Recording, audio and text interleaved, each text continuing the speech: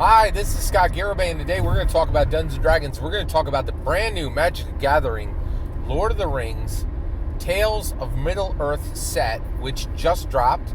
I just got done playing in the pre-release, and I wanted to talk to you about Dungeons & Dragons and bulk, Magic bulk. All right? So what is Magic the Gathering bulk? Some of you might know, but some of you don't. And as a dungeon master, you should definitely be learning about bulk. It's really important.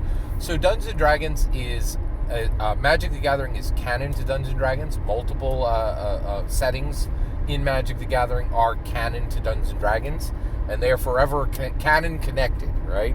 So Lord of the Rings just dropped. And so I went to get Lord of the Rings to use it as Dungeons & Dragons components, right?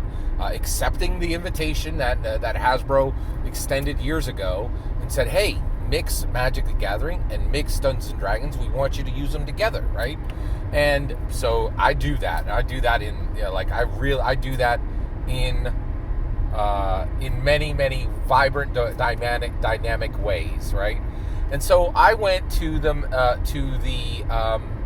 pre-release, because the pre-release is the best way to get Magic the Gathering cards. If you didn't know that, when you go, they literally give out products that, they give out, one, you get a great deal on the cards, and you get promos, right? And some of these can really spike. The promos can be really valuable. And then, in addition to that, what I did today is what I love to do, which is scoop up bulk. Now, what is bulk? Magic the Gathering has bulk. So, Magic the Gathering cards have two customer bases. They have traditional Magic the Gathering customers, and they now have dungeon masters like myself who scoop up Magic the Gathering bulk cards, commons and uncommons. Now, this is really strange, but Magic the Gathering players do not care about bulk. They literally named non-rare Magic cards as bulk, and most Magic the Gathering players have thousands of cards, like serious ones, have thousands of cards in their attic, in their basement, and they literally call it bulk. It's not valuable to them, right? But as a dungeon master, these are incredibly valuable because we're using the cards for narrative purposes. We're using the cards, the creature cards, the lands, the dragons, the dungeons. We're using them for all kinds of different ways in Dungeons & Dragons. We use the creature cards as non-player character to represent non-player characters. We use the land cards to represent travel in Dungeons & Dragons.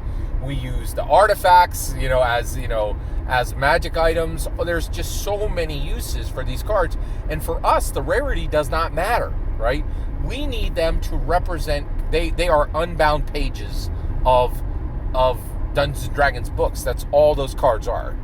Magic the Gathering cards are simply Dungeons & Dragons components at this point for dungeon masters who mix, for dungeon masters who are mixing all kinds of physical property with Dungeons & Dragons. And Hasbro has said, hey, listen, Dungeons & Dragons, these are the books, but there's tons of physical components. If you want miniatures, go get Legos, right? That we're officially connected now. If you want terrain, go get Legos. We're officially connected now. If you want trackers for your entities, for travel, for your magic items, all these things, go get Magic the Gathering cards. And there is just and if you want six-sided dice, go get Yahtzee. They are making physical components for the literal Dungeons & Dragons game. There's just an exorbitant dynamic array of physical products to make the table shine, right? And miniatures are just the start. We're going into you could do your entire character sheet through Legos now. It's incredible. It's really amazing, right? So I went to the Magic the Gathering pre-release to get bulk, right? So every person I played, I was like, hey, I would like your bulk that you got today from this set, right? So all your commons and uncommons, I would like it. And I'm willing to trade rares. And one guy was like, trade me rares for my bulk. I'll just give you my bulk. I got 75 bulk cards from one person for nothing. And I said, I'll give you some rares. Do you want to look at my rares? And he goes, are you kidding, man? He says, I have 3 collector boxes, 3 collector boosters that I get home. All those are shinies. I don't need any of this, right? And literally gave me 75 bulk Magic the Gathering, Lord of the Rings, Tales of Middle-earth cards. And I was like, dude, thank you so much. And he goes, it's no problem at all. I'm glad to give them to you.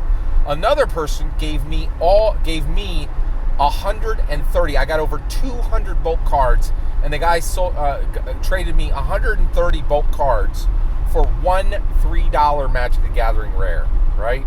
And then 2 other people I asked, they're like, you know what, I'm going to keep my bulk, right? And I was like, hey, thanks, for letting me ask. And I had a fantastic time. I got to see how all the mechanics worked. It was incredible. I really encourage you, go to these pre-releases if you're a Dungeon Master. These Magic the Gathering players, they do not care about bulk. It is literally trash to them, right? The one guy was like, you're doing me a favor. I have no more room in my attic for this stuff, right? And like they call it bulk, but to you and me, it's unbound pages of Dungeons & Dragons. It's incredible. I was so happy. I had such a blast. I wanted to share this with you. If you're a Dungeon Master, start going to pre-releases. Every single word of that is my humble opinion. What's important is when I get to hear your humble opinion when you get in the comments and send your traffic. Please consider subscribing, and have a wonderful millennium.